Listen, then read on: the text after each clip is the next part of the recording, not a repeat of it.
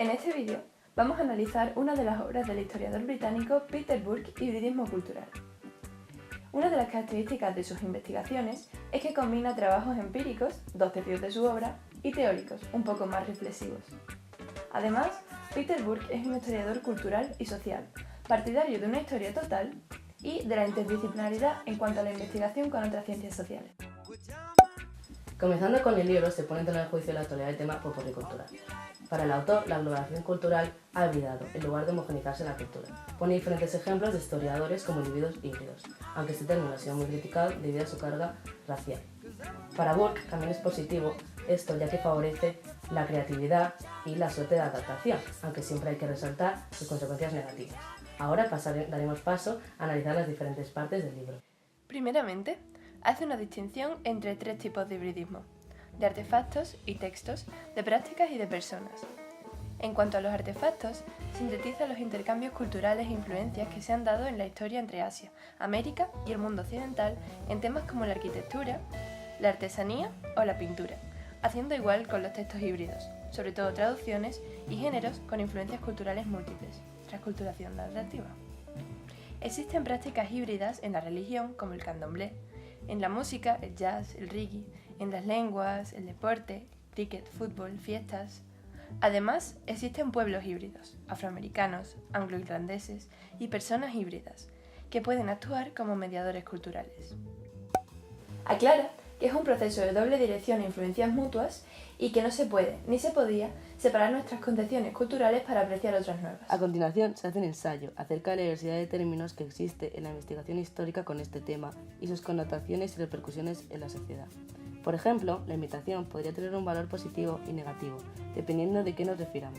Igual ocurre con la apropiación o expolio, la transferencia o el préstamo. La acomodación, como por ejemplo Matteo Ricci cuando se viste como un confuciano, sustituye a sincretismo y aculturación. El hibridismo, la globalización, la traducción y otros tantos sirven para designar procesos parecidos. Todos tienen peros, en cuanto a la intención de las acciones, su foco, el nivel de creación implicado, etc. El autor hace una distinción en agentes conscientes, apropiación, traducción e inconscientes, realización y hibridación. Peter Burke apunta que hay demasiados términos para explicar estos procesos y cambios, y nota la necesidad de prevenir los conflictos a los que estos puedan llevar, ya que el lenguaje cultural está condicionado por una historia cultural. Existe una relación, más o menos intensa, dentro del proceso de convergencia entre las culturas que se producen en diversas situaciones. Esto puede darse entre iguales y desiguales, por ejemplo, un cambio de código en las personas bilingües pasando de una lengua a otra. En las tradiciones de apropiación, las culturas fuertes son aquellas que adquieren elementos, mientras las débiles son las que se adaptan. Se visualiza un duelo dentro de las clases sociales y la importancia en la historia cultural el término clase para el estudio de las culturas. Toda cultura es híbrida, unas más que otras, llevando a cabo procesos de intercambio cultural constantemente. Esto puede dar lugar a malentendidos pragmáticos como en temas religiosos. ¿Cuáles son las consecuencias y diversas reacciones que se dan de los intercambios que son generados a partir de los encuentros culturales? Diferentes elementos influyen a la hora de buscar una respuesta.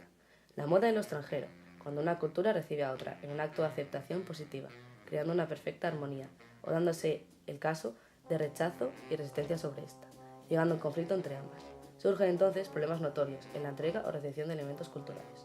También es complicado saber con claridad las personas adecuadas para llevar el papel de traductores.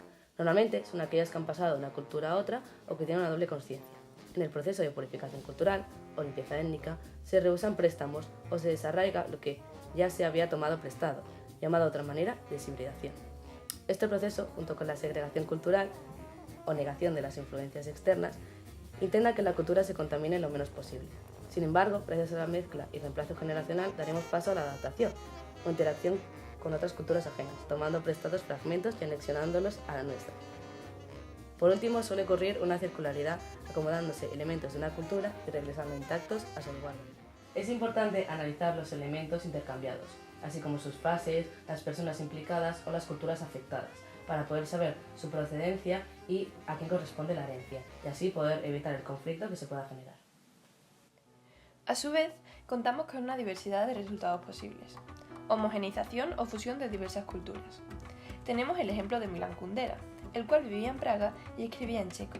Actualmente se hospeda en París y redacta en francés. Muchas culturas locales adoptan una resistencia al intrusismo o invasión de diversas culturas externas. Freud lo nombra narcisismo de las pequeñas diferencias. Sin embargo, es posible que, en un proceso de diglosia cultural, acabemos siendo seres biculturales, participando en la cultura global, pero sin perder nuestra cultura local.